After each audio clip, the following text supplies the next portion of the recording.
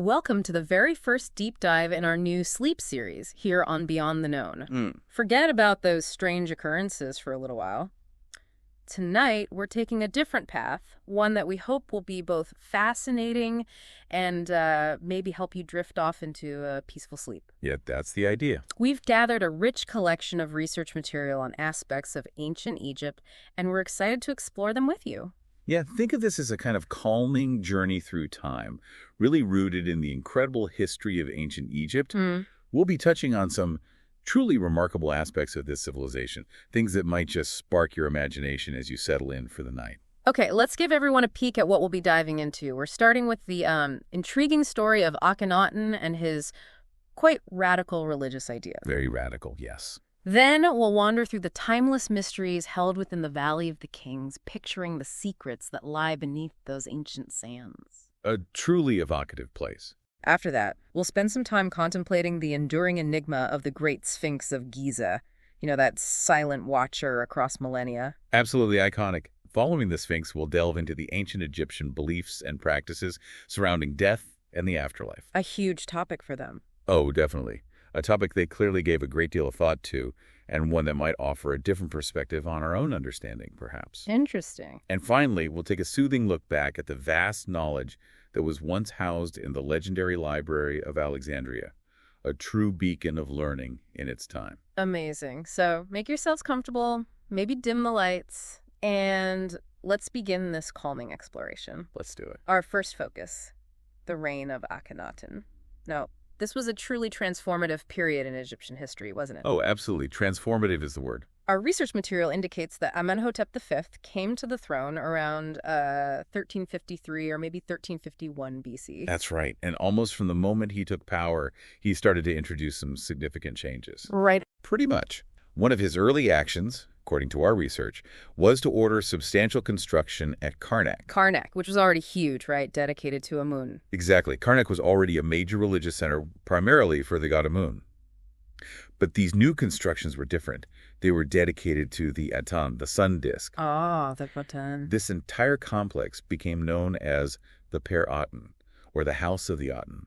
It actually included several temples with rather evocative names, like Shimpaten, Redmenu, and Sakkaraten. Wow. So right away, he's establishing a new central point for worship, a very clear signal. It sounds like a clear statement of intent. Yeah. And it seems he didn't wait long before making other significant moves. Our material mentions that around his second or third year as ruler, he organized a said festival. Now, this was usually something a pharaoh did much later in their reign, wasn't it? Kind of like a jubilee? Exactly. Like renewing their power after many years. It was quite out of the ordinary for such a festival to happen so early in his time as pharaoh. Very unusual. Then things really begin to shift in a major way. Our research suggests that around the 13th day of the 4th month of the growing season, quite specific, That's kept good records. they did. We see a change in his royal titles. In fact, one of the boundary markers for Akhenaten, his future capital city, already had the name Akhenaten inscribed on it. Oh, really? So the name change was quite early then? It suggests so, yes. He altered his royal titulary to strongly emphasize his devotion to the Aten. He was moving away from being identified as Amenhotep IV, a name, of course, associated with the god Amun. Right, the old guard, so to speak. He wanted to create a clear separation. It sounds like a complete shift in identity, and this name change coincided with another very significant announcement. The decree for the construction of an entirely new capital city called Akhenaten, meaning Horizon of the Aten, which we now know as Amarna. Yes, a huge undertaking. Building a city from scratch. Absolutely. And the location chosen was quite deliberate, according to our research. It was situated roughly midway between the existing power centers of Thebes and Memphis, on the east bank of the Nile. Strategically placed. And the site also had this sort of natural depression and surrounding cliffs that apparently resembled the hieroglyph for horizon, which held great symbolic importance for his new focus on the Aten. Ah, the symbolism. And interestingly, inscriptions on one of the boundary markers indicate that the site was chosen specifically because it didn't belong to any god, goddess, ruler, or really anyone who could lay claim to it. A blank slate. Exactly, a blank canvas for his religious revolution. So what we see here isn't just a change of address, but a deliberate attempt to sever ties with centuries of tradition. A radical move. Definitely. And this radical move driven by his singular vision, ultimately destabilized the established order. It's a crucial insight, really, into the potential consequences of even religiously motivated upheaval in a complex society. So he's not just building a new temple. He's building an entire new center of power dedicated solely to the Aten. Now, the research material mentions that the reasons for abandoning Thebes are still somewhat uncertain due to damage to those boundary markers. But there are hints, aren't there? Yes.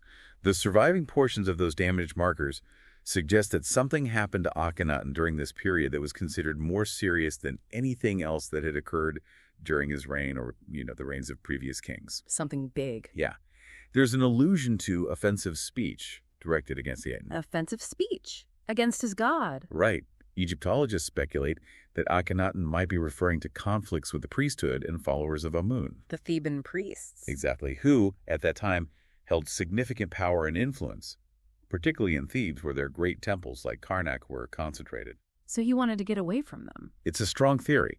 Some historians believe that by relocating, Akhenaten aimed to break free from the powerful priests of Amun and the influence of the god himself. That makes sense. If you're trying to establish a new religious order, you probably don't want the old guard right next door. Precisely. So this new city, Akhenaten, was meticulously planned, our research material tells us. What were some of its key features? Well, it featured the Great Temple of the Aten and also a smaller secondary Aten temple. Okay. Of course, there was the royal residence, and importantly, record offices known as the House of Correspondence. The House of Correspondence. That's where the Amarna letters were found, isn't it? That's the one. And these letters offer us a truly fascinating glimpse into the international relations of the time. The Amarna letters. These are a real treasure trove for historians, aren't they? What do they tell us about Egypt's position on the world stage during Akhenaten's rule? They provide a kind of snapshot of the international landscape in the Eastern Mediterranean, which was shaped by events in the centuries prior. Egypt's influence and military might had grown considerably, especially under pharaohs like Thutmose III. Right, the warrior pharaoh. Exactly. He led successful military campaigns. However, by Akhenaten's time, Egypt's dominant position was, gradually weakening. Things were changing. And the Hittites were emerging as a significant power up in Syria. Despite earlier alliances with the kingdom of Mitanni, Egypt under Akhenaten appeared reluctant, or perhaps unable to effectively counter the growing Hittite influence. So a shift in the balance of power. Yeah, this period really marked a turning point in the regional balance of power. It sounds like while Akhenaten was deeply focused on his internal religious reforms, the external political situation was undergoing significant changes. The research material mentions concerns about the rising power of the Hittite Empire and their conflicts with Mitanni. How did Akhenaten respond to these external threats? Well, Akhenaten responded somewhat selectively to requests for assistance from Egypt's allies and vassals. Selectively. Yes. While some allies who had been captured by the Hittites appealed for his help, he didn't always intervene. This reluctance had consequences, especially in Canaan, leading to power struggles among the local rulers who were under Egyptian influence. So, less direct involvement. Akhenaten did dispatch some troops northward, but the scale of these military actions is a subject of debate among Egyptologists. Opinions range from, small-scale policing operations to more substantial conflicts. So a bit of a nuanced situation then. He maintained some level of influence, but generally avoided major confrontations, perhaps? That seems to be the picture. What about actual evidence of warfare during his reign? Our material touches on this as well. Some theories suggest Akhenaten may have engaged in warfare in Syria or the Levant, possibly against the Hittites, but concrete proof is, lacking. Some scholars point to the Amarna letters and a later restoration inscription from Tutankhamun mentioning unsuccessful military engagements near Gaza or Kadesh. Oh, interesting. There are even arguments that he fought the Hittites for control of Kadesh, but was ultimately unsuccessful. However, archaeological findings primarily indicate that Akhenaten closely monitored Egyptian vassals in Canaan and Syria, maintaining influence but largely steering clear of major conflicts with the powerful Hittite Empire. Okay. The loss of the Amuru border province in Syria to the Hittites, due to the defection of its ruler, Aziru, highlights the complex political dynamics of the time, despite Akhenaten's efforts to secure loyalty. Right, so it seems like a delicate balancing act. Now, the last 5 years of Akhenaten's reign, around 1341 to 1339 BC, are described as being less clear in our research material. What do we know about this period? It is a bit murky. Our research mentions a grand reception that took place in his 12th year as ruler, attended by the royal family. A big event. Seems like it. However, the exact purpose of this event remains uncertain, leading to various interpretations. Maybe a royal marriage, announcement of a military victory, perhaps the coronation of Nefertiti, or even just the completion of Akhenaten. Lots of possibilities. Following year 12, some researchers suggest that a significant epidemic, perhaps a plague, may have struck Egypt. A plague. There's evidence indicating a possible Middle Eastern plague around this time, potentially introduced during that year 12 reception. Interestingly, some letters from the Hittites even suggest Egypt as the origin of such an epidemic. That's a sobering thought. It is indeed. And it seems this potential epidemic might have had implications for who would rule after him. It's certainly a possibility. Given the uncertainty surrounding the Amarna family's continued rule in the face of a potential epidemic, some scholars, like Dodson, have proposed that Smenkhar and Nefertiti may have been chosen to rule either alongside a young Tutankhaten or in his place, right, in the event of Akhenaten's death, or if Tutankhaten also succumbed to illness. So, a period of instability and perhaps even crisis. Ultimately, Akhenaten ruled for 17 years, and our research material tells us he was initially buried in a tomb in the royal wadi east of Akhenaten. But his legacy was, well, complicated is probably an understatement. Absolutely.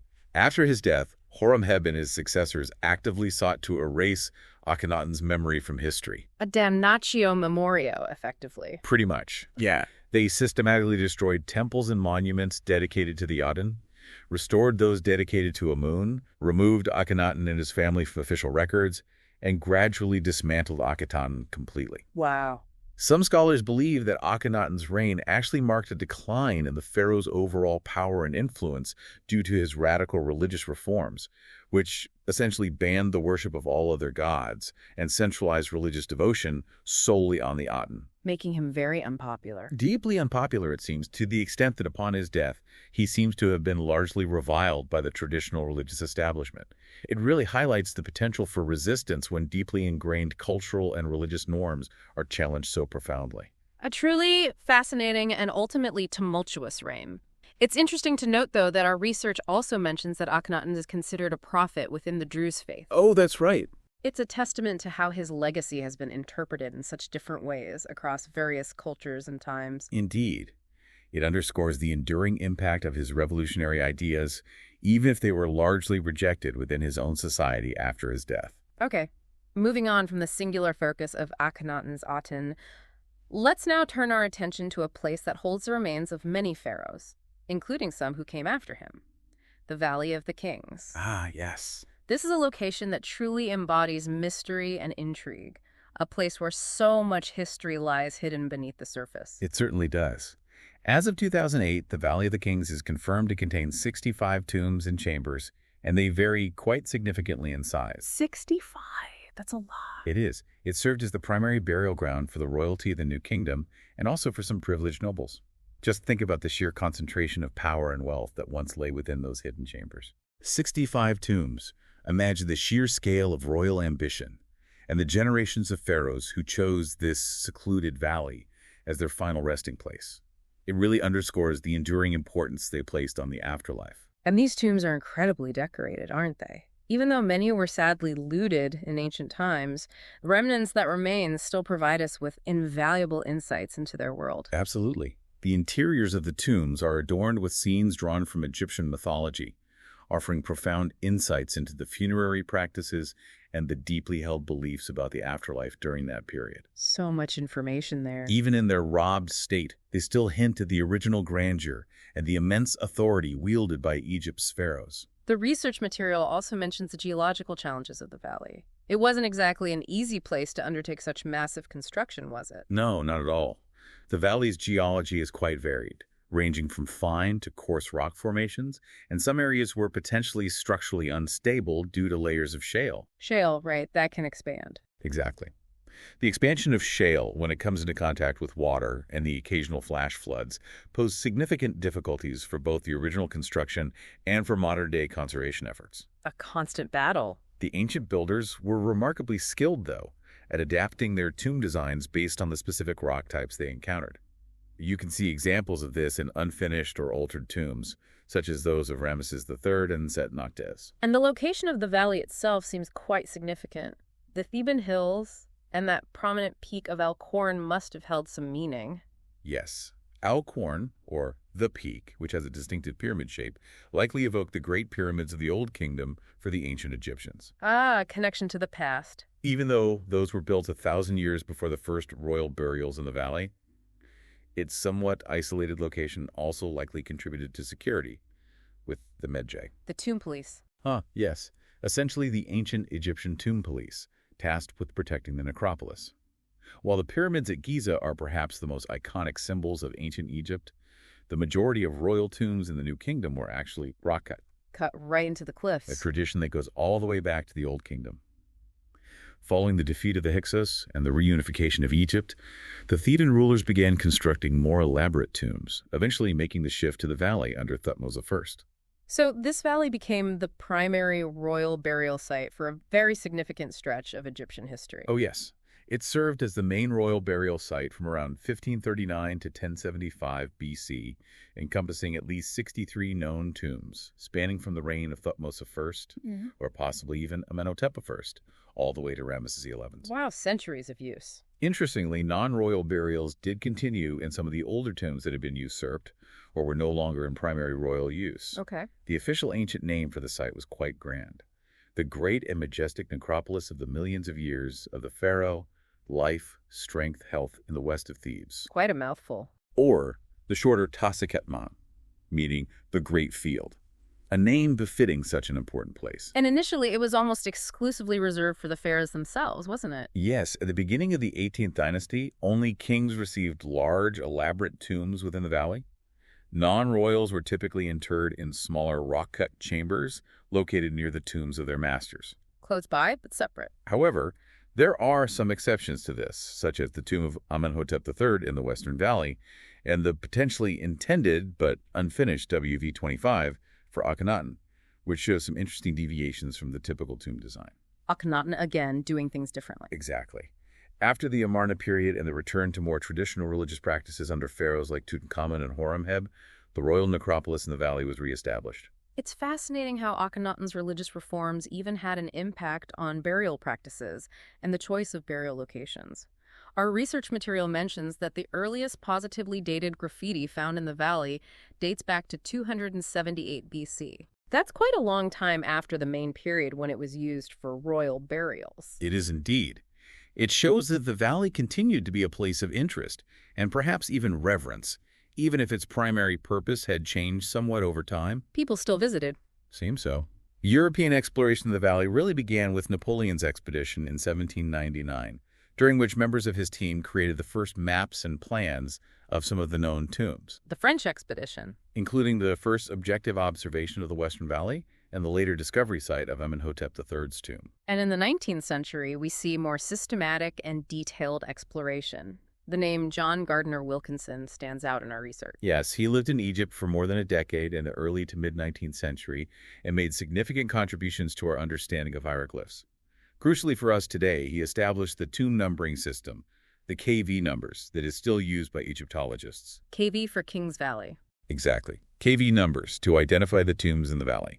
While perhaps not the most romantic naming convention with names like KV5, it brought a much-needed sense of order to the study of the valley and its many tombs, absolutely essential for keeping track of everything. Definitely needed. And later in the 19th century, the focus shifted somewhat from simply discovering tombs to also prioritizing their preservation. Exactly. The Egyptian Antiquities Service, under the leadership of figures like Auguste Mariette and later Gaston Maspero, began to explore the valley in a more systematic way, with various expeditions being led. Getting organized. Victor Loret made a significant contribution by adding an impressive 16 new tombs to the known list in the late 1890s, and also further explored tombs that had already been discovered. 16. Wow. Maspero's reappointment of Howard Carter as chief inspector of Upper Egypt proved to be a pivotal moment, ultimately leading to Carter's own groundbreaking discoveries. The famous Howard Carter. And of course, the name Theodore M. Davis also comes up in our research as a significant figure in the early 20th century excavations. Davis, yes. An American explorer, held the excavation permit for the valley in the early 1900s, and his team unearthed several tombs, both royal and non-royal. He found quite a few. In 1907, they discovered what is believed to be an Amarna period cache in KV 55, which contained the burials of some members of the Amarna royal family. Ah, linking back to Akhenaten. However, in 1912, Davis famously declared, "I fear that the Valley of the Kings is now exhausted." Oh dear. Famous last words. A statement that, as history would show, was spectacularly incorrect. Indeed. Because it paved the way for arguably the most famous discovery in the entire field of Egyptology, the tomb of Tutankhamun, discovered by Howard Carter with crucial funding from Lord Carnarvon. That's right. Following Davis's passing, Lord Carnarvon obtained the excavation concession and brought in Howard Carter. After a methodical and persistent search, they made that truly remarkable discovery in November of 1922. Finding KV 62. The tomb of Tutankhamun, which was largely intact and filled with its incredible treasures. It completely revolutionized our understanding of royal burial practices during the New Kingdom and captured the imagination of the world. Absolutely iconic. And the location of the tombs within the valley also tells a story, doesn't it? From those high up in the cliffs down to those on the valley floor. Yes, the earliest tombs were often situated high in the cliffs, sometimes even beneath waterfalls formed by storm runoff. Risky spots. Over time, as the more accessible sites became occupied and the valley floor gradually filled with debris, the focus of burials shifted to this lower area. This pattern of migration explains why later tombs, like KV 62 Tutankhamun's tomb and KV 63, are found buried in the valley floor. So they moved downwards over time, and the design of the tombs themselves evolved over time as well, didn't it? From those with bent axes to those with straighter layouts. Exactly. A typical tomb design involved an extended, sloping rock-cut corridor, which is believed to symbolize the sun god's journey into the underworld. The descent. Earlier tombs, such as that of Thutmose III, incorporated 90-degree turns, creating what's known as a bent axis, and the burial chambers were often shaped like a cartouche. The royal oval shape. The oval symbol enclosing a royal name. In the period after Akhenaten, the design gradually became more linear. Straightened out. Initially, there wasn't a standardized plan, as you can see in the tomb of Hatshepsut, which has a very extensive and twisting layout. She did things her own way, too. Later tombs, like those of Thutmose III and Thutmose IV, became more regularized, still with the bent axis, but with simpler decoration. The tomb of Amenhotep III, WV22, is particularly imposing, although it's sadly not currently open to the public. A shame. It's also worth remembering that powerful nobles also had tombs constructed in the valley, reflecting their high status. Right, not just kings. And even Tutankhamun's tomb, despite its incredible contents, seems a bit unusual in its overall size and layout. It does. KV 62, Tutankhamun's tomb, was likely originally intended for Ai, who succeeded him as pharaoh. Oh, interesting. Which would explain its relatively smaller size and somewhat unconventional layout. The tombs, dating to the Amarna period, are primarily located in the central area of the East Valley, and this group potentially includes KV 55, which, as we discussed, contained the burials of some Amarna royals. Back to KV 55. While Tutankhamun was a relatively minor king in the grand scheme of Egyptian history, his was the first largely intact royal tomb to be discovered. Which makes you wonder. Leading us to imagine that the burials of more powerful and longer-reigning pharaohs likely held even greater treasures. A truly tantalizing thought. And the later dynasties buried in the valley, the 19th and 20th, followed more consistent patterns in their tomb construction, didn't they? Yes, they generally adhered to a more consistent pattern in both their layout and decorative elements. Seti II even began the construction of 2 separate tombs. 2 tombs? Why? The reasons aren't entirely clear, maybe planning ahead or a change of plan. During the excavation of his son Ramesses II's tomb, they accidentally broke into another existing tomb. Seti II then had this other tomb completed for a female pharaoh of the 19th dynasty, making it one of the largest in the entire valley. Wow, turning an accident into something grand. The tomb of Ramesses III, also known as Brewer's tomb, or the Harper's tomb because of its distinctive decorations, is one of the largest and is consistently open to visitors. Oh, good. So it's a wonderful one to see if you ever have the chance. It sounds like a vast and incredibly fascinating place, holding so many stories and secrets beneath the ancient rock. But its history doesn't end with the pharaohs, does it? Our research material mentions later periods in the valley. No, it certainly doesn't. The royal mummies were later moved during the Third Intermediate Period, likely for their protection against tomb robbers. The mummy caches. Exactly. Intrusive burials even occurred during the Coptic period, and some of the tombs were repurposed for entirely different uses, such as churches, stables, and even dwelling places. People lived in them. Apparently so. The smaller tombs, which are often less explored and less thoroughly documented, typically consist of a single burial chamber that is accessed via shaft or a staircase. And sadly, tomb robbery was a widespread problem throughout much of Egyptian history. Absolutely. Tomb robbery was a pervasive issue in ancient Egypt. We even have papyri from the late 20th dynasty, such as the Pirate Papyrus, that vividly document these challenges. Actual court records. Yes, including a detailed account of the robbery of Ramesses VI's tomb around 1118 BC. These records reveal the methods used by the thieves and even their disputes over the stolen goods. Fighting over the loot. The tombs were targeted for valuable items like gold, silver, precious linens, fragrant ointments, and precious stones. Interestingly, tombs that had already been emptied were sometimes even reused for secondary burials. Recycling tombs.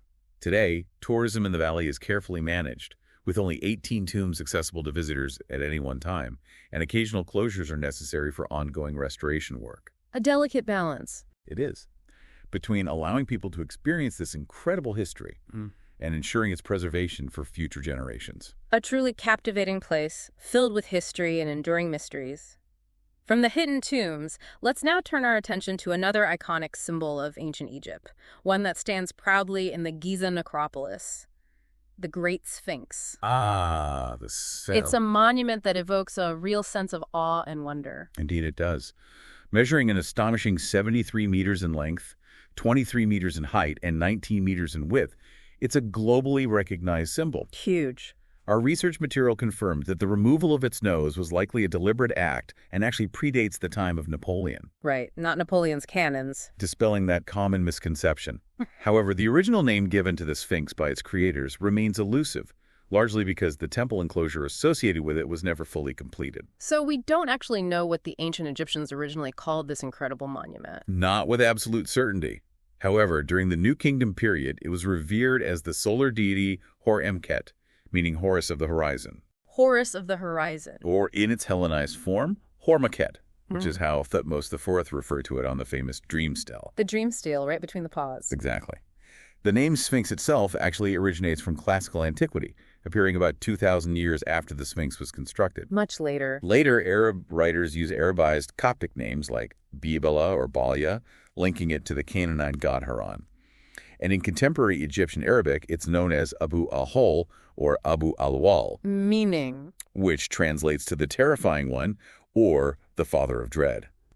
It's fascinating how the name and the associated beliefs have transformed over the centuries. It is indeed. Now, in terms of its creation, our research strongly suggests a connection to a specific pharaoh. Yes. Archaeological evidence strongly indicates that the Great Sphinx was crafted after 2500 BC for Pharaoh Khafre, who is also famously known as the builder of the second largest pyramid at Giza. This colossal statue was remarkably carved from a single massive piece of bedrock on the Giza Plateau. One piece of rock. Which also served as a quarry for materials used in the construction of the neighboring pyramids and other monuments. Very efficient. Egyptian geologist Farouk Elbaz has proposed an intriguing theory that the head of the Sphinx might have initially been shaped by natural wind erosion, forming what's known as a yardang. A yardang? A sculpted ridge of rock. He suggests that the moat surrounding the Sphinx might have been excavated later to fully reveal the complete structure. Nature gave it a head start, maybe. Perhaps. The stones that were quarried from around the Sphinx's body were then utilized to build a temple directly in front of it. So nature itself might have played a role in its initial form. That's a fascinating idea, the interplay between natural formations and human artistry. And the temple in front, the Sphinx temple, seems to be connected to Khafre as well, according to our research. Yes, radiocarbon dating suggests that the construction of the Sphinx temple began during the reign of Khafre, but was likely completed by some of his successors. Finished later. Chronological analysis indicates that its construction followed that of the Valley Temple.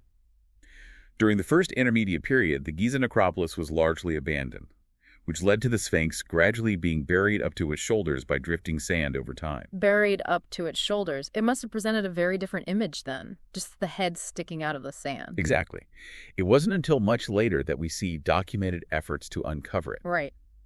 Around 1400 BC, Thutmose IV, who was a relatively young pharaoh at the time, led the first documented attempt at excavation, and his workers managed to uncover the front paws of the Sphinx. The dream still guy. That's him. To commemorate this event, he erected a shrine between the paws to house the dream skull, that granite slab inscribed with a story about the Sphinx appearing to him in a dream. Amazing story. Much later, during the Roman period, a grand stairway, over 12 meters wide, was constructed leading up to a pavement in front of its paws, complete with podia and additional steps. A Roman addition. However, this impressive stairway was eventually disassembled in the 1930s. So, a long history of the Sphinx being both revered and periodically buried by the shifting sands.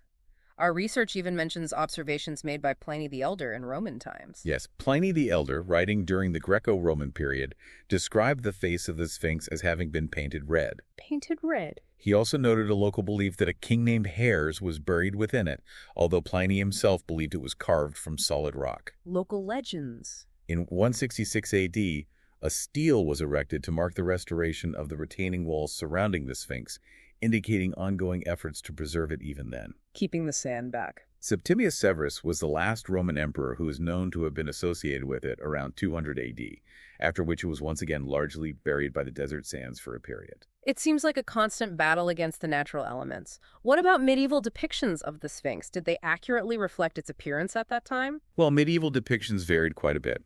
However, a drawing by Richard Pocock from the mid-18th century, showing a creature with a somewhat unusual appearance, is considered by some to be closer to the actual look of the Sphinx at that time. Closer! Notably with its missing nose.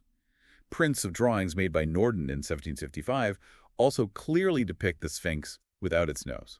So the nose was definitely gone by the 1700s. Long before the modern era, yes. So the missing nose was not a recent event, and the first modern archaeological dig to fully uncover the Sphinx's chest took place in the early 19th century. Exactly. In 1817, the first modern archaeological excavation specifically focused on the Sphinx was supervised by the Italian Giovanni Battista Caviglia, and his team successfully uncovered the Sphinx's chest completely. Finally clearing the sand away. Earlier Egyptologists held differing opinions regarding its age and the dating of the associated temples. The inventory stele, which dates to the 26th dynasty, describes the pharaoh Khufu encountering the Sphinx already buried. Khufu, builder of the Great Pyramid. Yes, but this is generally considered to be a piece of later historical revisionism, rather than a reliable account of its original construction, trying to add antiquity, perhaps. So we can't rely on that later inscription to determine when it was first built. There are other interesting theories about who might have been responsible for its creation, aren't there? Yes, Jean-Pierre Houdin proposes the theory that Djedefre, who was Khafre's brother, actually built the Sphinx in the image of their father Khufu, identifying him with the sun god Ra. A memorial to his father. That's the idea. On the other hand, Colin Reeder, a geologist, suggests that evidence of water runoff erosion on the Sphinx implies that it actually predates the nearby quarries and the pyramids themselves. Older than the pyramids. Wow. Pointing to the presence of larger cyclopean stones in one part of the Sphinx temple as supporting evidence for an earlier construction date. More recent restoration work was carried out in 1931. And the mystery surrounding the missing nose continues to fascinate people. Our research sheds some light on the potential causes of this damage. Examination of the Sphinx reveals clear signs of deliberate damage to the nose area, suggesting that it was likely pried off using tools like rods or chisels. Deliberate damage. As we mentioned, drawings from as early as 1737, well before Napoleon's Egyptian campaign, already depict the Sphinx without a nose. Definitely predates Napoleon. While some 10th century Arab authors attributed the damage to iconoclastic attacks, other accounts suggest it might have been damaged by the Mamluks in the 14th century. One specific account from 1384 mentions the desecration of sphinxes, although whether it specifically refers to the Great Sphinx is still debated by historians. So the true culprit remains somewhat uncertain, lost to time. Pretty much. And what about some of the more unconventional theories surrounding the Sphinx? The idea of a hall of records, for instance. Yes. The speculation about a secret hall of records located beneath the Sphinx, believed to contain ancient knowledge, perhaps even Atlantean knowledge, gained significant traction through the writings of figures like H. Spencer Lewis and Edgar Cayce. Despite fueling a lot of fringe speculation, particularly in the 1990s, this prediction ultimately lost credibility when no such haul was discovered as anticipated. A bit of a letdown for some, I imagine. A bit of a disappointment for those hoping for lost Atlantean secrets. A bit of a letdown indeed. And finally, our research mentions an intriguing alternative theory about what the Sphinx might have originally represented. Historian Robert K.G. Temple has proposed that the Sphinx originally represented the jackal-headed god Anubis. Anubis, The god of mummification. who was closely associated with funerals and the afterlife in Egyptian mythology. He suggests that the face of the Sphinx was later recarved to resemble the Middle Kingdom pharaoh Amenemhat II, basing this theory on the style of the eye makeup and the particular form of the headdress. Recarved. That's interesting. It's certainly an interesting hypothesis, although one that remains challenging to definitively prove or disprove with the available evidence. So, the Great Sphinx remains a powerful and enigmatic monument, rich in history, and still holding on to many of its ancient mysteries. So from this silent guardian, let's now turn our attention to a topic that the ancient Egyptians clearly considered to be of paramount importance: their elaborate funerary practices and their profound beliefs about what awaited them after death. Indeed. The ancient Egyptians practiced incredibly detailed rituals, all aimed at achieving immortality after death. Immortality was the goal. These rituals included the complex process of mummification, the recitation of specific and powerful spells, and the careful placement of essential grave goods that they believed would be necessary for a successful transition and existence in the afterlife. Packing for the next life. While the specific details and emphasis of these customs did evolve over time, the fundamental elements of preparing the body, performing magical rites, and providing grave offerings remain central to a proper Egyptian funeral. These practices truly underscore the deep importance they placed on the afterlife. Our research material suggests that this strong emphasis on preserving the physical body goes way back, even to the pre-dynastic period in Egypt. Yes, scholars who study early Egyptian culture believe that the cultural emphasis on preserving the body actually originated in the pre-dynastic period, which spans roughly from 6000 to 3150 BC. Very early on. Interestingly, unlike some other cultures in the region, early Egyptians generally favored burial over cremation. This might have stemmed from a belief that any mistreatment of the deceased's body could somehow hinder their resurrection or their journey in the afterlife. Respect for the body was key. Early burials were relatively simple, typically consisting of shallow oval pits with only a minimal amount of grave goods, and sometimes these early graves even contained multiple individuals or animals buried together. And as their society became more complex, so too did their burial practices, evolving from those simple pits to much more elaborate forms of interment. Exactly. Over time, burial practices became increasingly sophisticated. Initially, the deceased might simply be placed in a wicker basket, but this progressed to the use of wooden or terracotta coffins, and eventually, for those of higher status and greater wealth, to the use of sarcophagi, The big stone ones. which were often large and ornately decorated stone containers. Elaborate tombs would be furnished with a wide variety of grave goods, including intricate jewelry made from precious materials, provisions such as food and water for the journey, engaging games for entertainment, and even practical items like sharpened flints that might be needed. The research material even touches on the rather sobering practice of human sacrifice that occurred in some early royal tombs. Yes. On a broader historical and geographical scale, the idea of continuing to serve a purpose in the afterlife was sometimes reinforced through the practice of human sacrifice. Servants for the afterlife. We find evidence of this in some early royal tombs, where individuals appear to have been interred alongside the ruler, presumably to accompany and serve the king in the next world. Over time, however, this practice evolved, Thankfully. and instead of actual human sacrifices, we see the inclusion of figurines, often referred to as shuabtis, as well as paintings on tomb walls, which were believed to symbolically represent the deceased joining the king in the afterlife. Little helpers. Both the lower and noble classes in Egyptian society sought the favor of the king in this regard, believing that deceased kings transformed into powerful deities capable of granting an afterlife to those they chose. So even in death, the pharaoh held immense power and influence over the fate of others. Now, as we move into later periods of Egyptian history, we see the development of more complex funerary texts, such as the coffin texts. That's right. While many of the spells and incantations from the earlier pyramid texts, which were primarily associated with royal burials, were retained, the introduction of new spells in the coffin texts. Written on coffins. Often, yes. They began to appear in the Middle Kingdom and aimed to make these funerary texts more accessible and relevant to the nobility and other elite members of society. Democratizing the afterlife a bit. In a way, this reflects a broadening of the aspirations for an afterlife beyond just the royal family. It's almost like their personal roadmap to the next life, tailored with the magic they believe they needed. Our research material also provides a more detailed look at specific periods of early Egyptian history, such as the Badarian and Akhenaten periods and their burial customs. During the Badarian period, which lasted from around 4400 to 3800 BC, the prevailing burial practice was to excavate round graves containing a single pottery vessel. Simple beginnings. As the pre-dynastic period progressed, rectangular graves became more common, and archaeological evidence from the Akhenaten 32nd period, around 3650 to 3300 BC, indicates the presence of specific ritual practices associated with burial, including particular arrangements of the body within the grave. More standardization creeping in, and this eventually leads us to the emergence of the earliest forms of mummification, even before the fully established dynastic period. Yes, our research suggests that the earliest deliberate attempts at mummification had already begun before the early dynastic period. Even for the pharaohs, really.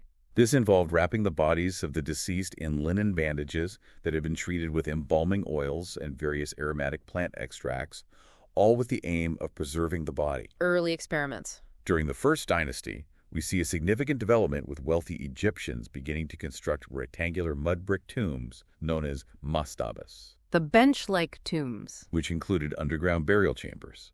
While both commoners and kings had mastabas as their tombs, the size and complexity of some of these early mastabas indicate a rising social stratification and the elevated status of certain affluent individuals in death. Showing off wealth, even in death.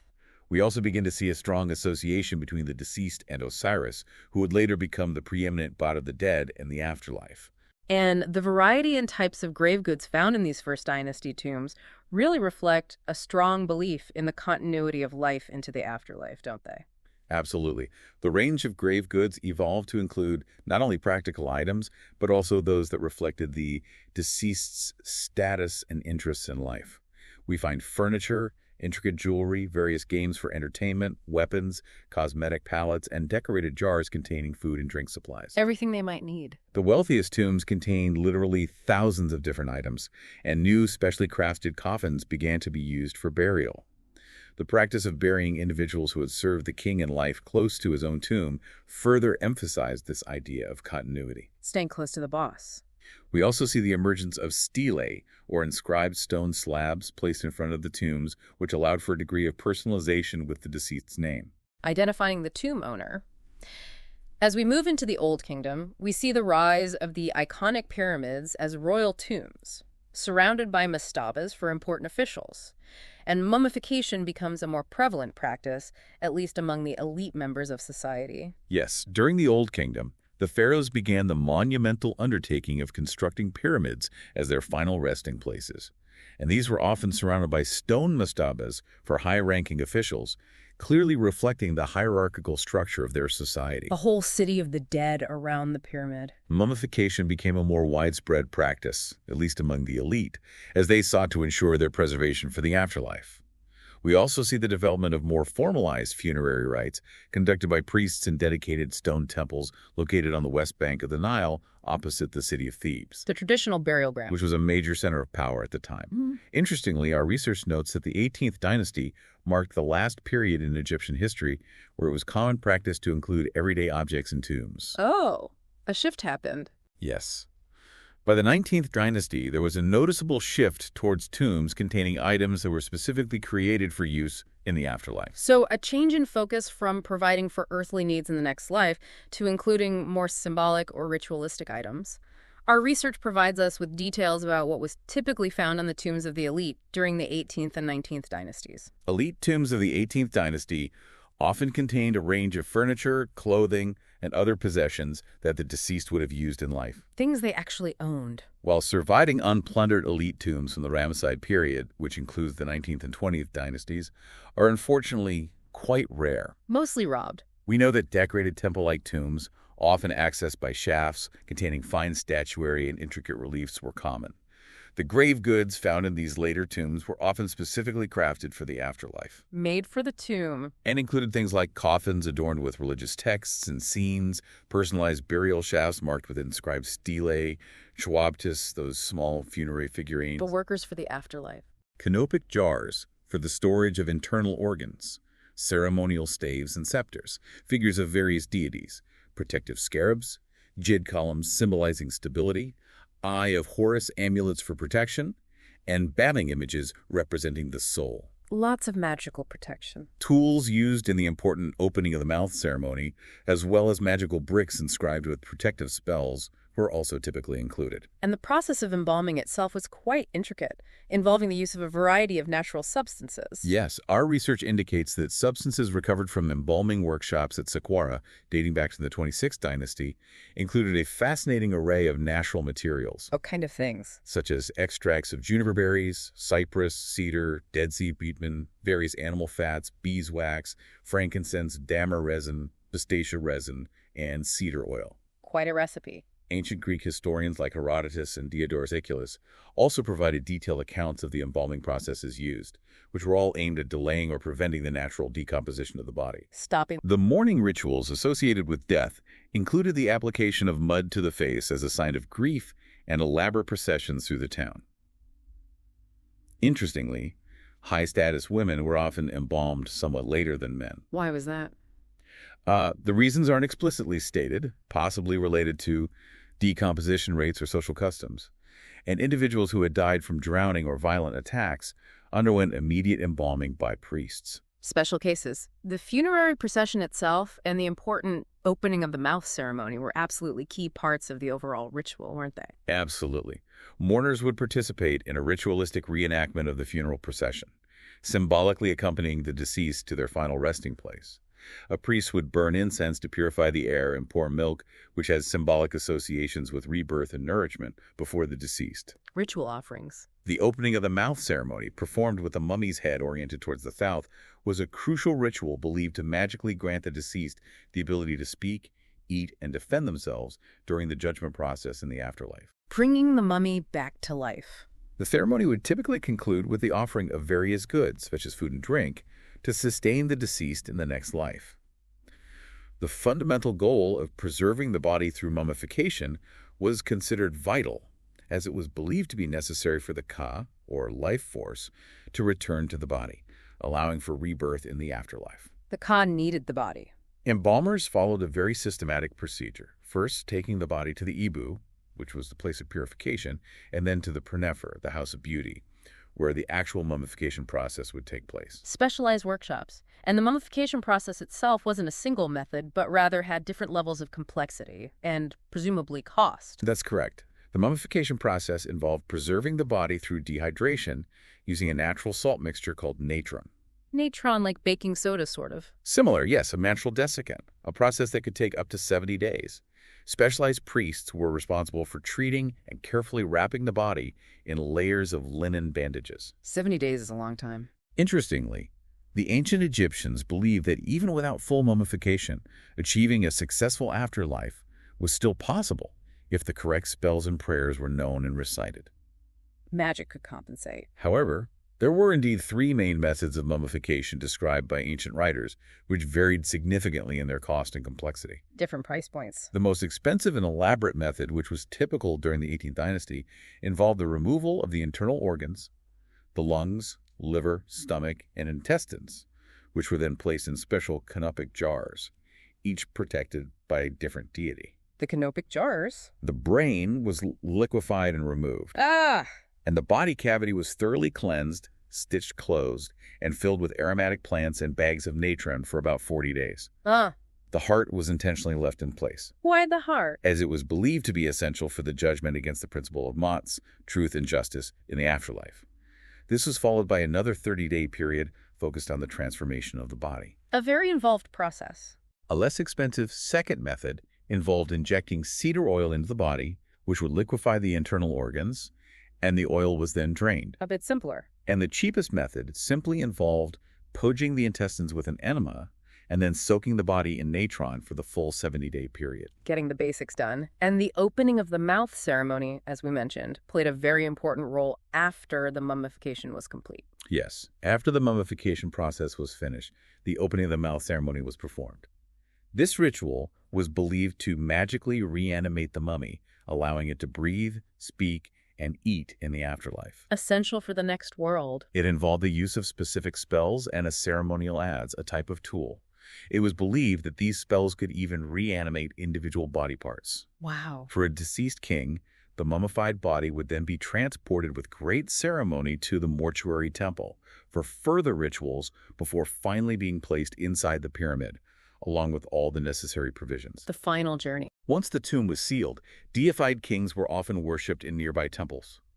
For those less fortunate, burial was typically directly in the ground, often in a contracted or fetal position, with the hot and dry Egyptian climate naturally aiding in preservation. Natural mummification, almost. However, the act of burial itself was considered absolutely crucial for ensuring a comfortable afterlife.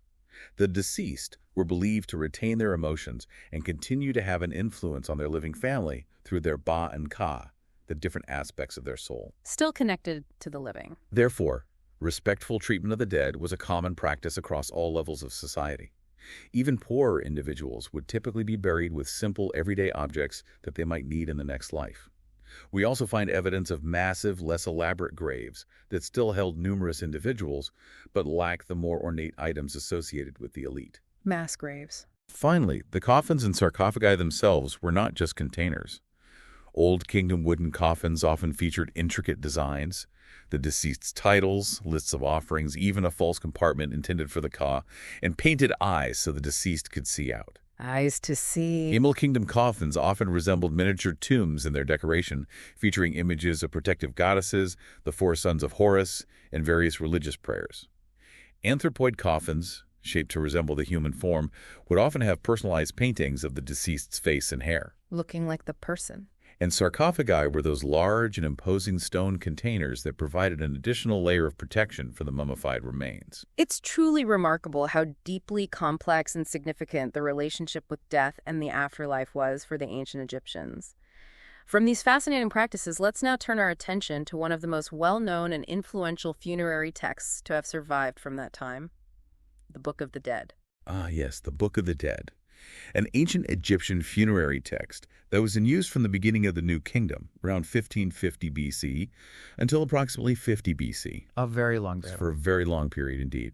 Its original Egyptian name translates to something like Book of Coming Forth by Day, or Book of Emerging Forth into the Light. Coming into the light. Nice. Reflecting its purpose of guiding the deceased into the afterlife.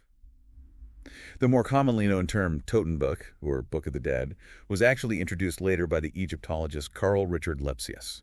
So, its primary purpose was to act as a guide and source of assistance for the deceased as they navigated their journey into the afterlife. Precisely.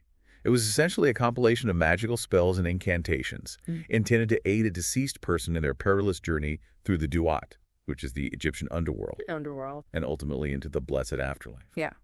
It wasn't a single unified scripture, but rather a loose collection of texts written by various priests and scribes over a period of about 1,000 years. 1,000 years of development. These scrolls were typically placed within the coffin or the burial chamber of the deceased to provide them with the necessary knowledge and protection. A guidebook for the dead. This tradition of providing funerary texts actually evolved from even earlier works, didn't it? Yes, the Book of the Dead has its roots in earlier funerary traditions, including the pyramid texts, which were inscribed in the royal pyramids of the Old Kingdom, Or the kings. and the coffin texts, which appeared in the Middle Kingdom.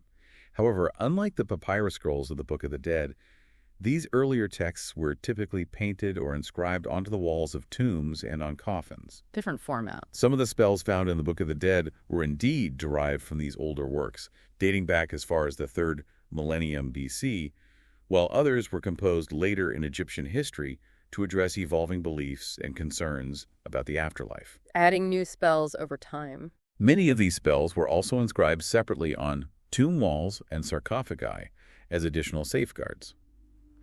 So, beyond just spells, what does this tell us about the core anxieties and hopes of the average ancient Egyptian concerning what lay beyond death? What were they worried about? It's almost like their personal roadmap to the next life, tailored with the magic they believed they needed to overcome obstacles, pass judgment, things like that. It sounds like a very diverse and constantly evolving collection of religious and magical knowledge. Our research material emphasizes that it didn't exist in a single, standardized, or canonical form. That's absolutely correct. The surviving papyri that contain these texts show a considerable degree of variation in their content and the specific spells they include, as well as in their accompanying illustrations or vignettes. So each one could be different. It seems that individuals often personalize their own copies of the Book of the Dead, carefully choosing the specific spells that they believed would be most essential or beneficial for their own unique journey through the afterlife. Picking and choosing spells. The Book of the Dead was typically written in either hieroglyphic or the more cursive hieratic script on papyrus scrolls, and it was very often accompanied by detailed and often quite beautiful illustrations or vignettes depicting various scenes related to the deceased and their progress through the afterlife. The pictures were important too, and one of the most famous and well-preserved examples of this is the Papyrus of Ani. Yes, the Papyrus of Ani, which was commissioned by an Egyptian scribe named Ani and was discovered by Sir E.A. Wallace Budge in 1888. Budge, a famous Egyptologist, is widely considered to be one of the finest and most complete examples of the Book of the Dead that has survived to us. It is currently housed in the British Museum. A museum treasure. The text within the Papyrus of Ani includes a variety of important elements, such as adorations of the sun god Ra, hymns dedicated to Osiris, the god of the underworld, and numerous other spells specifically intended for protection and to ensure a safe and successful passage in the afterlife. What were some of the specific aims of these spells? What did the deceased hope to achieve by having these texts buried with them? The spells in the Book of the Dead were aimed at achieving a wide range of positive outcomes for the deceased in the afterlife. These included practical concerns, such as ensuring that their name would not be forgotten or would not have an unpleasant odor. Didn't want to stink in the afterlife. Apparently not. Also, that their soul would not be taken away from them, and that they would have a constant supply of drinking water and would not be consumed by fire or other dangers in the underworld. Basic necessities and protection. The text also includes specific chapters on important aspects of the afterlife journey, such as how to approach the divine chiefs of Osiris, how to secure a permanent dwelling place in the sacred city of Tatu, and how to be judged favorably by the ancestors of Ra and the beings of light. Navigating the bureaucracy of the afterlife. It sounds like a very comprehensive guide for navigating the often perilous landscape of the afterlife as envisioned by the ancient Egyptians. Our research material notes that the language used in the Book of the Dead can often be quite challenging for modern scholars to fully comprehend. That's certainly true. The language used is often complex and relies heavily on symbolism and metaphor, which can make it difficult for us today to fully grasp the intended meaning of every passage. Hard to translate accurately. However, despite these challenges, the Book of the Dead offers us an absolutely invaluable window into the intricate beliefs and profound aspirations of the ancient Egyptians regarding the mysterious world that they believed lay beyond death. A glimpse into their minds. Thinking about the sheer volume of knowledge potentially contained within the larger tradition of these texts is staggering. It makes you wonder how different our understanding of their world might be today if even a fraction more of these writings had survived. It's a potent reminder of the fragility of intellectual heritage. A truly fascinating and important text that speaks volumes about their worldview. Now let's shift our focus to a figure who lived much later in Egyptian history, during a period of significant change and increasing interaction with the Greek world, the legendary Cleopatra. Cleopatra VII. She ruled Egypt during a period marked by both incredible grandeur and the ever-growing influence of Rome. A time of transition. Her legacy is indeed a captivating and complex tale. The Ptolemaic dynasty, which consisted of Greek rulers, had governed Egypt for centuries until her death in 30 BC. Greek rulers of Egypt. She ascended to the throne following the death of her father, Ptolemy XII, initially sharing power with her younger brother, Ptolemy XIII. But their co-rule didn't last for very long, did it? It quickly descended into conflict and a struggle for power. No, not at all. The relationship between Cleopatra and her brother Ptolemy XIII quickly deteriorated, and their disagreements escalated into a full-blown civil war within Egypt. Brother versus sister. Cleopatra, recognizing the need for powerful allies, sought support from Julius Caesar after his decisive victory over Pompey in the Roman Civil War. Turning to Rome. Interestingly, in an attempt to curry favor with Caesar, Ptolemy III had Pompey assassinated upon his arrival in Egypt. A risky move. However, when Caesar himself arrived in Egypt, the siblings were already deeply entrenched in their power struggle. Cleopatra's forces found themselves besieged by Ptolemy III's army, but the siege was eventually lifted when Caesar intervened directly in the conflict. Caesar steps in. A dramatic entrance for Caesar into Egyptian politics. It certainly was, and the outcome of this struggle had a very significant impact on Cleopatra's reign and her future. Definitely. Indeed. Ptolemy III met his end during the Battle of the Nile, which left Cleopatra as the sole ruler of Egypt. She won that round. During her time in Rome, she formed a close relationship with Julius Caesar, which resulted in the birth of their son, Caesarion. This is their son. Following Caesar's assassination in 44 BC, Cleopatra returned to Egypt to consolidate her power. She later forged a powerful political and romantic alliance with Mark Antony. Antony and Cleopatra. Who was one of the key figures in the power vacuum and subsequent struggles that followed Caesar's death. Their relationship blossomed, and they went on to have children together. But this alliance with Antony ultimately put her in direct conflict with another rising Roman power, Octavian. Yes, Cleopatra's increasingly close involvement with Mark Antony led to growing tensions and suspicion from Octavian, who saw Antony as a rival for control of the Roman world. The future Emperor Augustus. This political and personal conflict eventually culminated in the decisive Battle of Actium in 31 BC, where the combined forces of Antony and Cleopatra were decisively defeated by Octavian's fleet. A major naval battle. Faced with this devastating defeat, both Cleopatra and Antony ultimately died by suicide in 30 BC. This marked the end of the Ptolemaic dynasty and led to the Roman annexation of Egypt, bringing it under direct Roman rule. The end of independent Egypt. So her reign unfolded against a backdrop of ever-increasing Roman interference in Egyptian affairs. Our research material provides some details about the events that led up to her taking the throne and her subsequent interactions with Rome. In fact, Roman involvement in Egyptian affairs predates Cleopatra's reign by quite some time. As early as 65 BC, her father, Ptolemy XII, actively sought Roman support for his rule, often through substantial gifts and bribes to influential Roman figures like Pompey and Julius Caesar. Buying influence. This policy of seeking Roman favor placed a significant financial burden on Egypt. In 58 BC, Rome annexed the island of Cyprus, which was under Ptolemaic control, and the death of Ptolemy of Cyprus further damaged Ptolemy XII's standing and credibility. Losing territory. Forced into exile from Egypt, he sought refuge in Pompey's villa. Berenice IV, who had taken the throne in his absence, fiercely opposed her father's return, leading to a ruthless and bloody response from Ptolemy XII upon his eventual reinstatement with Roman military assistance. Family drama and Roman intervention. Roman financiers played a key role in supporting his return, and in 55 BC, Ptolemy managed to persuade Aulus Gabinius, the Roman governor of Syria, to invade Egypt and restore him to power, an act that was actually in violation of Roman law at the time. It sounds like Egypt was becoming increasingly indebted and beholden to Rome even before Cleopatra ascended to the throne. And figures like the Roman statesman Cicero certainly didn't hold the Ptolemaic rulers in high regard. That's correct. Cicero, a very prominent Roman statesman and orator, held a rather negative view of the Ptolemaic queen and the dynasty in general. Didn't like them much. After Julius Caesar's assassination in 44 BC, Cleopatra, who was in Rome at the time, harbored hopes that her son Caesarion would be recognized as Caesar's legitimate heir. Promoting her son. However, Caesar's official will named his adopted son Octavian as his primary heir. Cleopatra then returned to Egypt.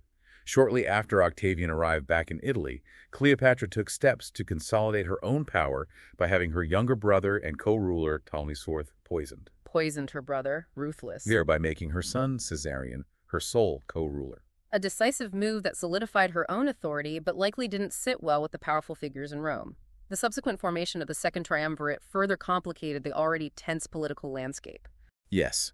In 43 BC, Octavian, Antony, and Lepidus formed the Second Triumvirate to consolidate their power and avenge Caesar's assassination. The three powerful men. Cleopatra received requests for aid from two of Caesar's assassins, Cassius and Dolabella, but ultimately she only sent troops to support Dolabella, and these forces were unfortunately captured by Cassius. Playing politics. Meanwhile, the Roman governor of Cyprus, who had been appointed by Cleopatra, defected to Cassius.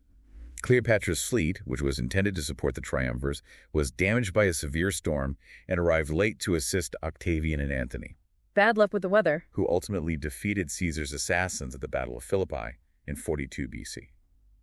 By the end of that year, the Roman Republic was effectively divided, with Octavian controlling the western territories and Antony holding sway over the east. And it was in the east that Antony summoned Cleopatra to Tarsus, a meeting that would have profound and lasting consequences for both of them and for the course of history. In 41 BC, Antony summoned Cleopatra to meet him in Tarsus.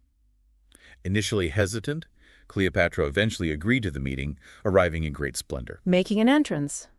During their discussions, Cleopatra skillfully clarified her position during the recent Roman Civil War, successfully convincing Antony of her loyalty and the value of an alliance. Their meeting also addressed important territorial issues. Getting things sorted. And Cleopatra managed to persuade Antony to order the execution of her sister Arsinoe, who posed a potential threat to her rule, as well as her rebellious governor of Cyprus. Eliminating rivals. Their strategic alliance quickly evolved into a much stronger, more personal relationship, marked by both political ambition and genuine affection. An alliance that seems to have been partly driven by Cleopatra's desire to restore the former territories of the Ptolemaic kingdom. But it wasn't without its significant challenges, particularly given Antony's existing Roman connections and obligations. Indeed. Antony's wife, Fulvia, actually initiated a war against Octavian in Italy, possibly in an attempt to draw Antony away from his relationship with Cleopatra and back to Rome. His wife causing trouble back home. This conflict, known as the Perusian War, erupted even before their meeting at Tarsus. After Fulvia's death, Antony sought a reconciliation with Octavian at Brundisium in 40 BC. As part of this agreement, he even conceded certain territories and married Octavian's sister, Octavia the Younger. Married his rival sister. A move that undoubtedly strained his relationship with Cleopatra and created a complex political and personal situation. It sounds like a very complicated web of political maneuvering and deeply personal relationships. And Cleopatra's influence extended beyond just Egypt itself, as we see in her interactions with Herod, who would later become king of Judea. In December of 40 BC, Cleopatra welcomed Herod to Alexandria as a refugee. Antony had initially appointed Herod as the Tetrarch of Judea, but ongoing conflicts with Antigonus II led to further instability and forced Herod to seek refuge. Herod needed help. While Cleopatra offered him military assistance, Herod declined and instead traveled to Rome, where he successfully secured the title of King of Judea. He went straight to the top. This event set the stage for future tensions, as Cleopatra later sought to reclaim historical Ptolemaic territories in the Levant, some of which were then under Herod's control. Competing interests. The balance of power was constantly shifting in that part of the world. Our research material mentions the extension of the triumvirate's authority and another significant summons of Cleopatra by Antony. Yes, the authority of the Second Triumvirate was officially extended to 33 BC. Antony, who was by this time preparing for a major military campaign against the Parthian Empire from his base in Antioch, planning a war, summoned Cleopatra to discuss crucial matters, particularly regarding Egyptian support for his planned invasion. Cleopatra brought their twin children with her, showing the family connection, clearly signaling Antony's deep involvement in their lives and future plans.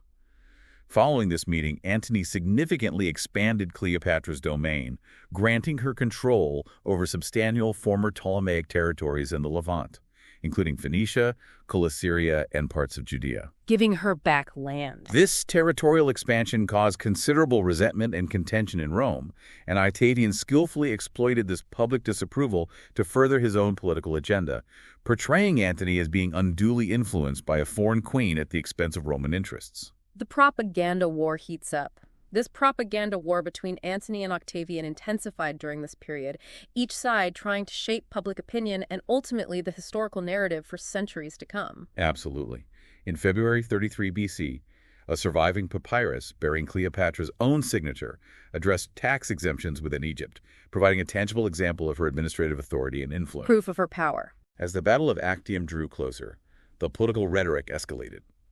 In January of 33 BC, Octavian launched a scathing attack against Antony and the Roman Senate, accusing him of undermining Roman freedoms and the very integrity of the Republic. Attacking Antony's character. Pointedly labeling him a mere servant of an Oriental queen.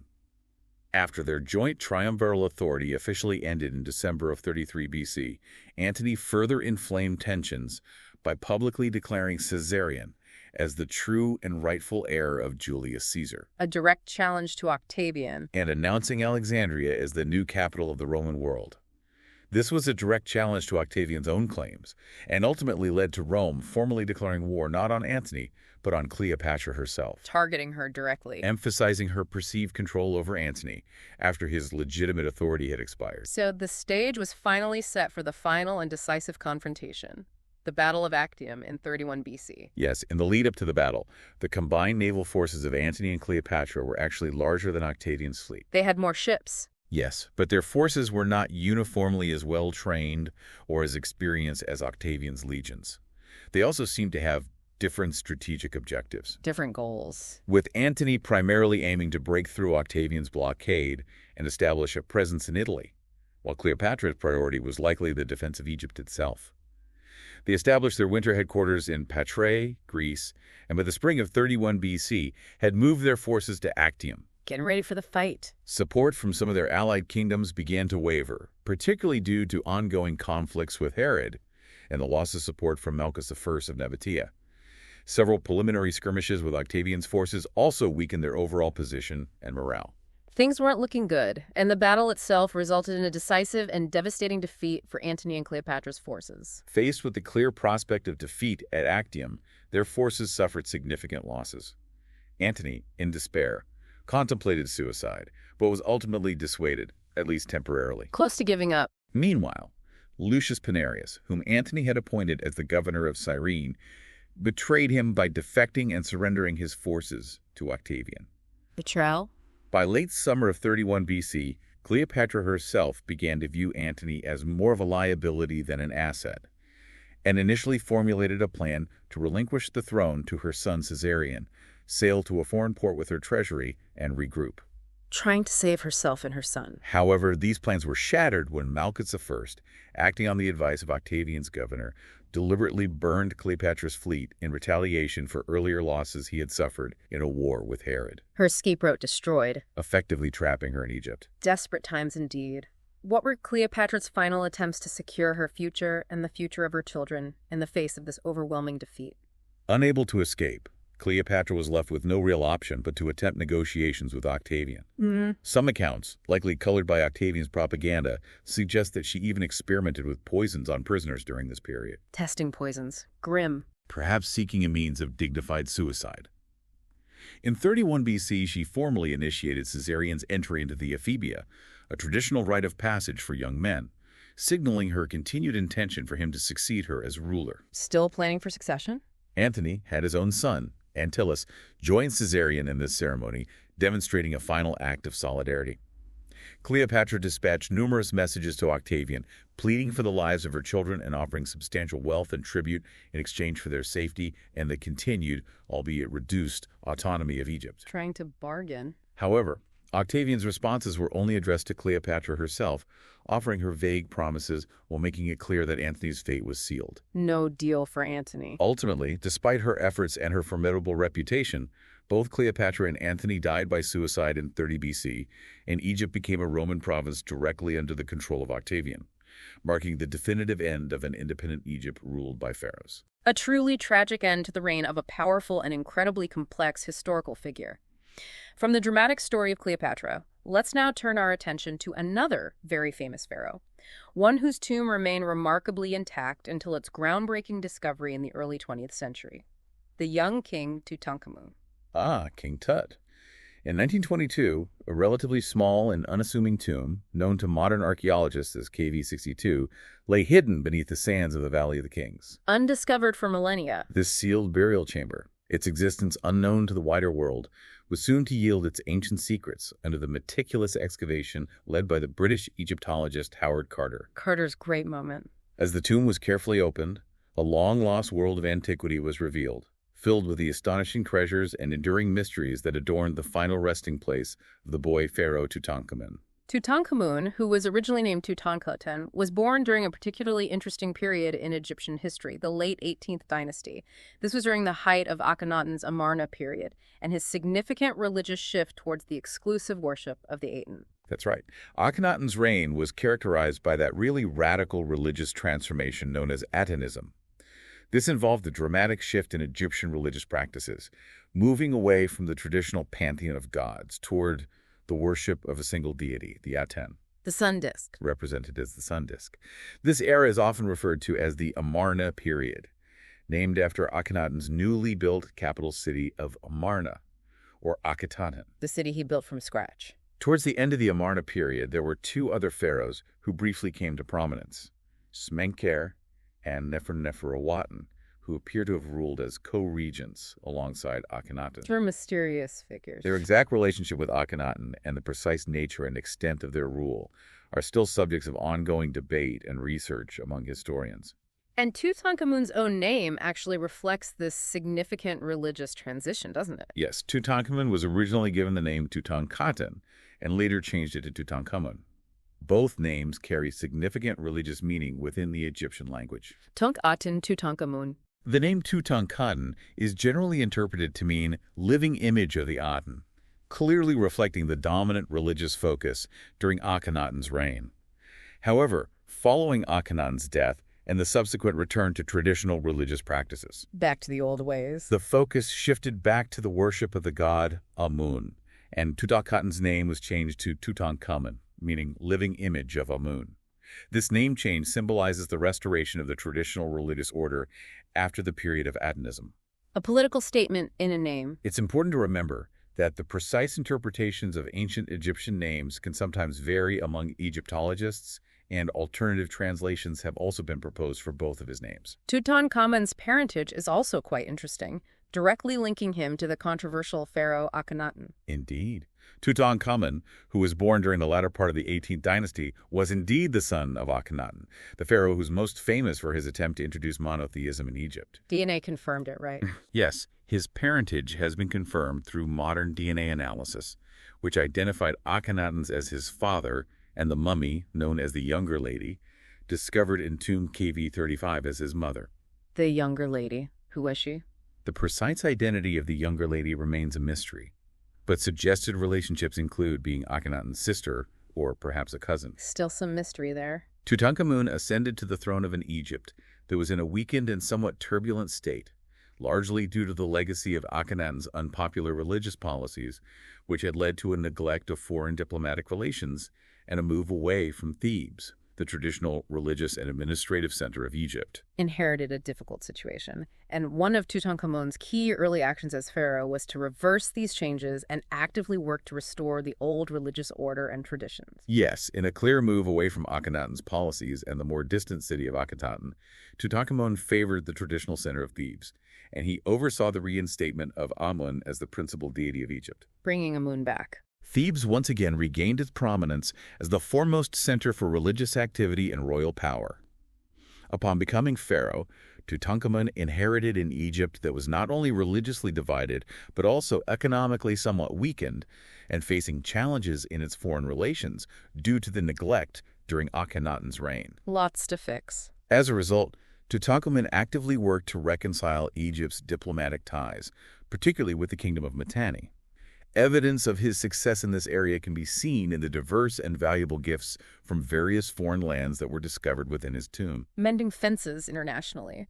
Despite his focus on restoring peace and order, our research material mentions evidence of military activity during Tutankhamun's relatively short reign. Tutankhamun's mortuary temple at Thebes contains records that depict battles with both Nubians to the south and various groups in Asia to the northeast. Fighting on two fronts. With Egypt being portrayed as victorious in each of these instances. Yeah. In fact, Tutankhamun's military reign, based on these records, appears to have been undefeated. Undefeated, wow. However, the extent of Tutankhamun's personal involvement in these military campaigns is still a subject of some debate among historians. Because he was so young. And maybe frail. Some scholars question whether a young king, potentially facing his own health challenges, would have personally led these military excursions. Yes, there's been a significant amount of speculation and research conducted on Tutankhamun's health and physical condition, hasn't there? Yes, numerous studies of his mummy have revealed that Tutankhamun suffered from several health issues during his life, including bone necrosis, a possible clubfoot, scoliosis, Curvature of the spine. and even evidence of multiple strains of malaria. There's a rather slight build, estimated to have been around 5'6" in height, and he exhibited certain physical characteristics that were common within the Thutmose royal line, Family traits. such as slightly large front incisors and a noticeable overbite. More recent CT scans conducted in 2005 provided further insights, revealing a partially cleft left hard palate and the possibility of mild scoliosis. The scans revealed a lot. His right foot appeared to be flat, while his left foot showed signs of necrosis, which could indicate conditions like Freiberg disease or Kohler disease, although the earlier diagnosis of a clubfoot is still debated among experts.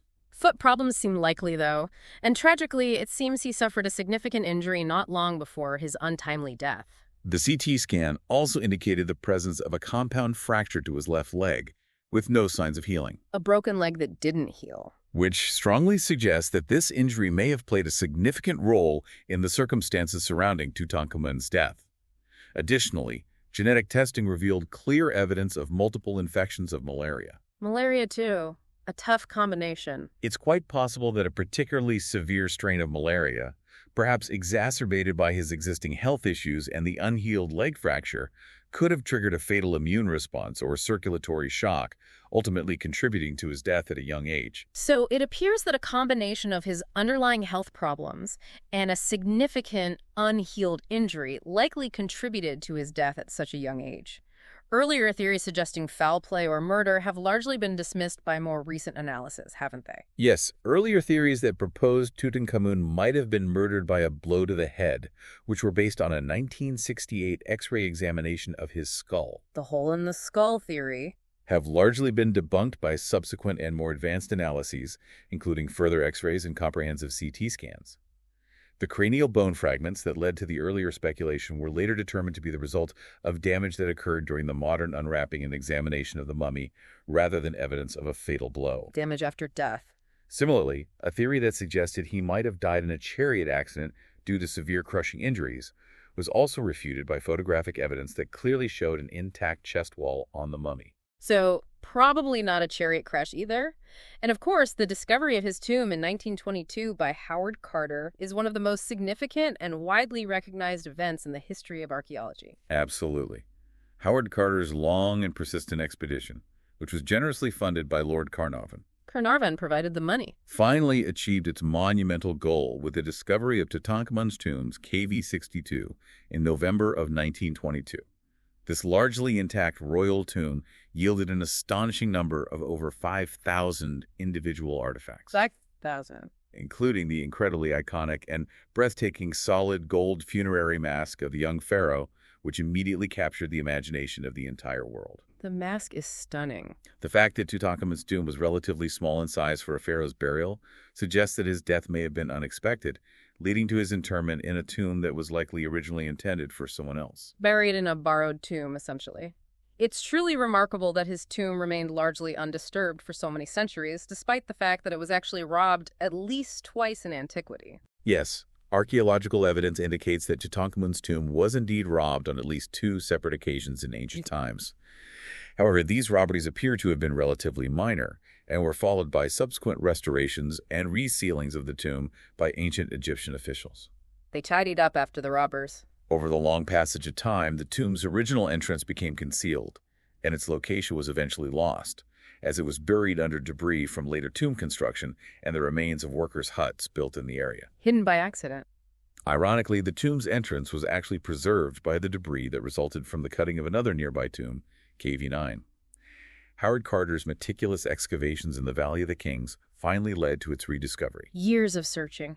With the initial digging beginning in November 1922, and the antechamber of the tomb being cleared by February of 1923.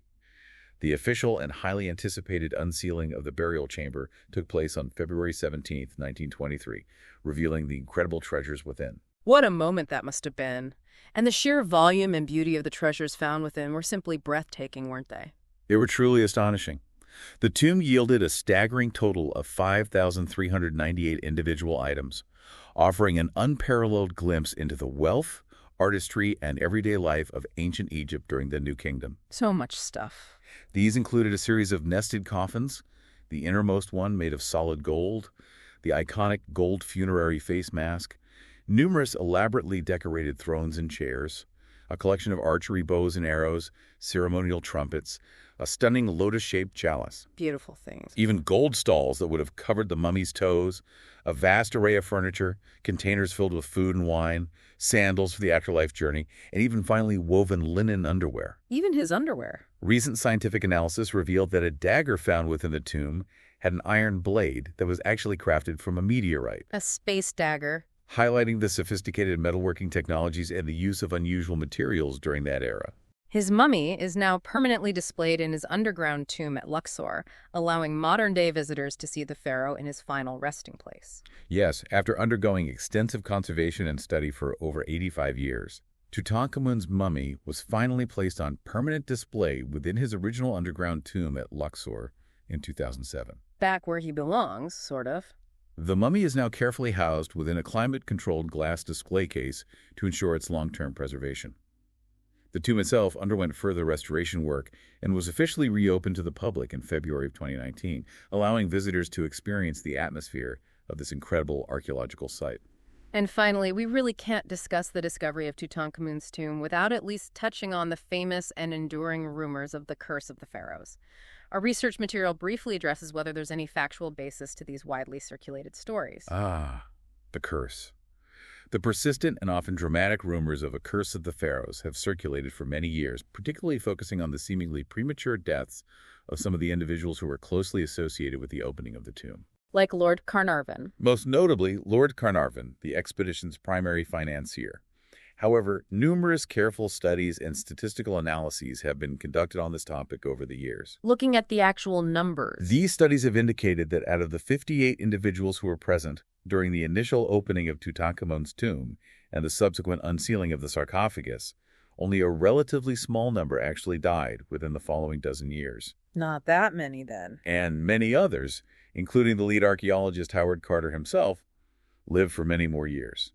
Statistical analysis has not revealed any significant or unusual pattern of early deaths among those who were present at the tomb's opening compared to individuals of similar age and social standing who were not involved. No statistical proof. Therefore, the prevailing scientific view is that the curse of the pharaohs is largely a fascinating piece of folklore and popular imagination rather than a genuine supernatural phenomenon. So, while the discovery of Tutankhamun's tomb was undoubtedly one of the most extraordinary archaeological finds of all time, the popular idea of a deadly ancient curse seems to be more of an enduring legend than a historical reality. Now, for the final part of our calming journey through the wonders of ancient Egypt tonight, let's turn our attention to a place that was once a true beacon of knowledge and learning in the ancient world, the legendary Library of Alexandria.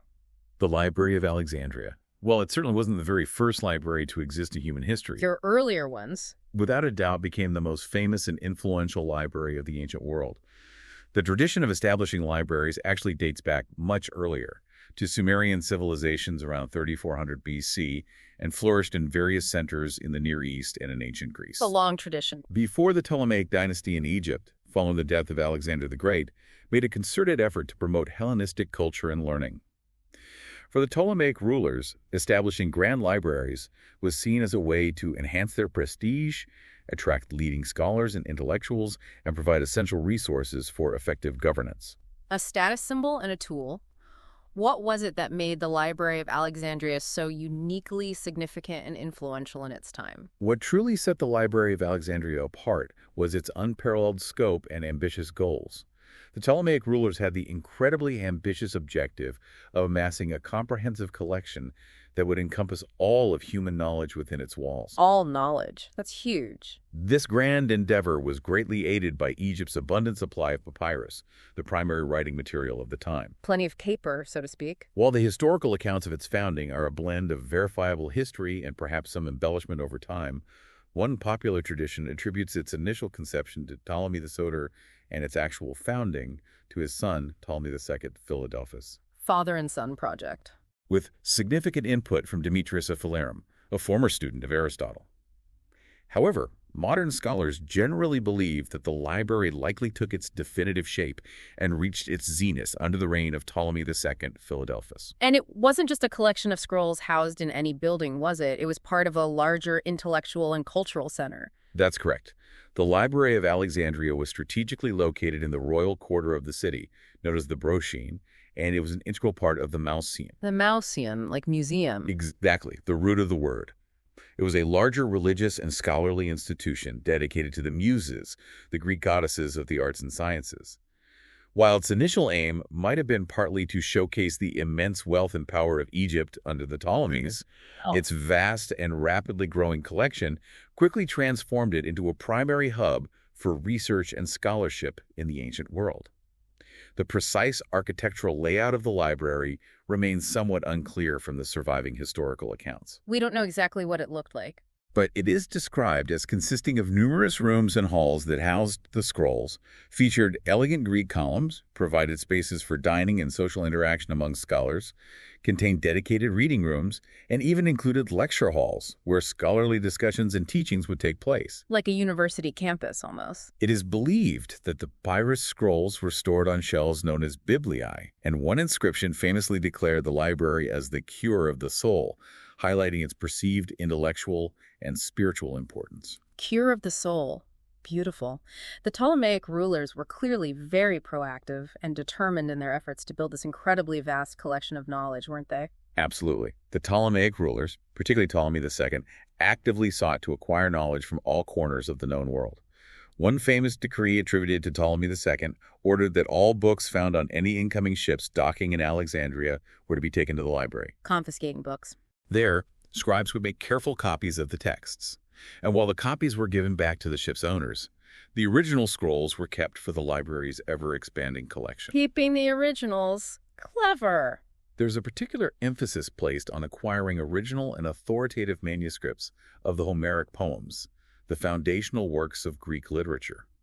The Maushan itself provided a unique and supportive environment for international scholars, poets, and philosophers. Attracting the best minds. It offered them residential quarters, generous compensation that included free meals and accommodation, and even exemption from certain taxes.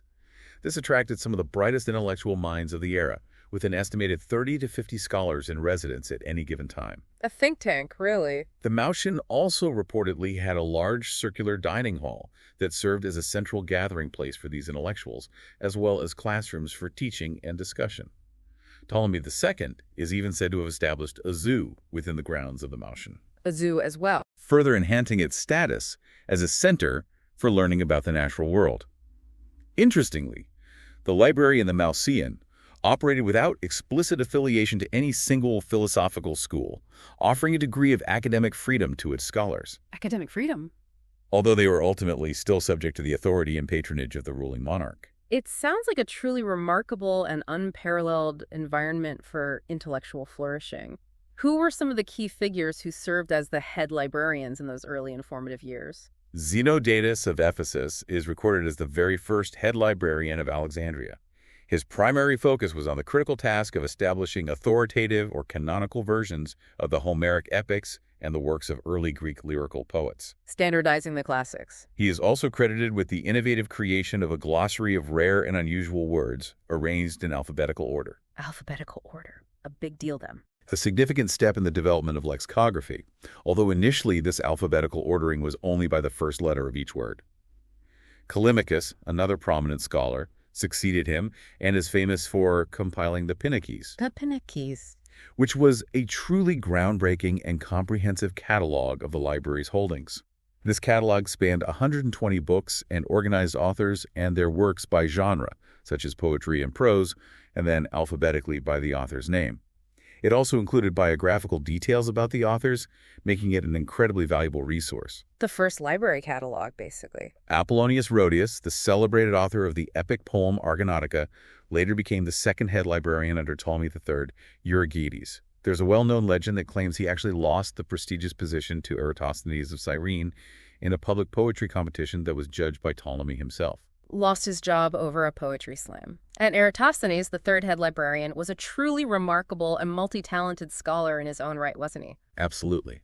Eratosthenes of Cyrene, who became the third head librarian, was indeed a remarkably versatile scholar, renowned for his significant contributions to both scientific and literary fields. He measured the earth, right. Perhaps his most famous achievement was his surprisingly accurate calculation of the Earth's circumference, a truly impressive feat of ancient scientific reasoning. He also made significant advancements in the field of geography, creating more accurate maps and developing a system of latitude and longitude. A real polymath. Legend also recounts a story about Ptolemy III Euergetes' intense desire to acquire original texts for the library. He is said to have borrowed the official state copies of the plays of the great Athenian tragedians, Aeschylus, Sophocles, and Euripides from Athens. Borrowed them. Keeping the original manuscripts for the library's collection and sending back expensively made copies in their place, a testament to the value placed on original sources. Cheeky. As the library's collection continued to grow at an astonishing rate, a secondary or satellite collection was established in the nearby Serapeum, a temple dedicated to the Greco-Egyptian deity Serapis during the reign of Ptolemy III. Right, the Serapeum Library. An annex, basically. The library continued to flourish and attract great minds under subsequent head librarians as well, didn't it? Yes, Aristophanes of Byzantium later became the fourth head librarian, reportedly after winning yet another legendary poetry competition. Another poetry contest. He ushered in a mature and influential phase of literary criticism, revolutionized the editing of poetic texts, and made significant contributions to the fields of lexicography and textual criticism. Subsequent head librarians included Apollonius Idographus, about whom less is known. A bit obscure. Although he is said to have classified poetry based on his musical forms, and Aristarchus of Samothrace, a highly respected scholar who was unfortunately later expelled from Egypt for supporting Ptolemy VIII in a dynastic dispute. Caught up in politics. This expulsion of prominent scholars actually marked a turning point in the history of Hellenistic scholarship, with Alexandria gradually losing some of its former intellectual preeminence to other emerging centers of learning. The beginning of the decline. Sadly, the history of the Library of Alexandria is also marked by periods of significant destruction and ultimate decline. Indeed. During Julius Caesar's civil war in 48 BC, a fire that was reportedly started by Caesar's soldiers as they attempted to set fire to Egyptian ships in the harbor is said to have spread to the city and potentially damaged or even destroyed parts of the library. Caesar's fire. However, the extent of this damage is a matter of historical debate, with ancient accounts varying. The Roman writer Seneca claimed that as many as 40,000 scrolls were destroyed in this fire. 40,000. A huge loss, if true. However, other contemporary sources do not mention such a devastating loss to the library. The geographer Strabo, writing around 20 BC, suggests that the library either survived this fire or was subsequently rebuilt, but he also noted a decline in its overall prestige and influence compared to its earlier golden age. Still there, but maybe not the same. The historian Plutarch later mentioned that Mark Antony gifted Cleopatra a collection of 200,000 scrolls from the Library of Pergamum. A gift from Antony. Possibly in an attempt to replenish any losses that the Alexandrian library may have suffered. The extensive scholarly output of Didymus Chalcentris, who lived in the late 1st century BC, provides evidence that the library continued to exist and function, as his numerous works suggest he had access to its vast resources. So it survived Caesar, at least partly. Under Roman rule, which began in 27 BC, less detailed information about the library is available. Emperor Claudius is known to have added an extension to the Malchen, further expanding its facilities. And Roman addition. However, the membership of the Malchen appears to have gradually shifted towards government officials, military figures, and athletes, with fewer prominent scholarly contributions being recorded. Less focus on scholarship. References to both the Great Library and the Malcean become increasingly scarce after the mid-3rd century AD. It's possible that Emperor Aurelian's forces may have destroyed the Brutian quarter, where the main library was likely located, during their suppression of a revolt in 272 AD. Destroyed in fighting. It may have also suffered further damage during Emperor Diocletian's siege of Alexandria in 297 AD. Multiple potential destruction events. And the most famous, though also heavily debated, account of its final destruction comes much later, during the Arab conquest of Egypt in the 7th century AD. Yes, Arabic historical sources describe the alleged destruction of the Library of Alexandria in 642 AD by the order of Caliph Omar. The famous story. According to this account, Caliph Omar is said to have decreed that if the books in the library contained knowledge that agreed with the Quran, then they were unnecessary, as the Quran already contained all essential truths. Conversely, if they contained knowledge that contradicted the Quran, then they were deemed dangerous and should be destroyed. Burn them either way, basically. While the historical accuracy of this particular account has been widely debated by historians, with many modern scholars questioning its veracity and pointing to the lack of contemporary evidence. Probably didn't happen quite like that. It has nonetheless become a powerful and enduring symbol of the tragic loss of invaluable knowledge and the fragility of intellectual heritage throughout history. A truly tragic loss for the world of learning, and a poignant reminder of how easily knowledge can be lost to time and conflict. Tonight, you've taken us on an absolutely remarkable and calming journey through the sands of time, exploring so many fascinating facets of the ancient world of Egypt. It's been fascinating to revisit. From the revolutionary religious ideas of Akhenaten to the enduring mystery of the Great Sphinx, the deeply held beliefs surrounding death and the afterlife, the captivating story of Cleopatra, the treasures of Tutankhamun's tomb, and the echoes of lost knowledge from the Great Library of Alexandria. Wow. We truly hope this deep dive has sparked your imagination and perhaps eased you into a restful and peaceful state of mind. It has been a genuine pleasure to delve into these captivating aspects of such an enduring and influential civilization. Each of these stories, from the pharaoh who dared to challenge the gods to the secrets that lay buried for millennia in the Valley of the Kings, the silent and watchful gaze of the Sphinx across the ages, the intricate and profound beliefs about the journey into the afterlife, the dramatic life of Cleopatra, the unexpected riches of Tutankhamun's tomb, and the enduring legacy of the lost wisdom of Alexandria. So much richness. Offers us a unique and valuable window into a world that continues to fascinate and inspire us even today. Thank you so much for joining us on this very first deep dive into ancient Egypt as part of our new Sleep series here on Beyond the Known. We truly hope you found it both informative and relaxing. Hope it helps you drift off. If you enjoyed this exploration into the mysteries and wonders of history, please remember to like, follow, and subscribe to Beyond the Known for more deep dives into the fascinating and sometimes strange aspects of our world. Please do. From both of us, we wish you a restful night and the sweetest of dreams.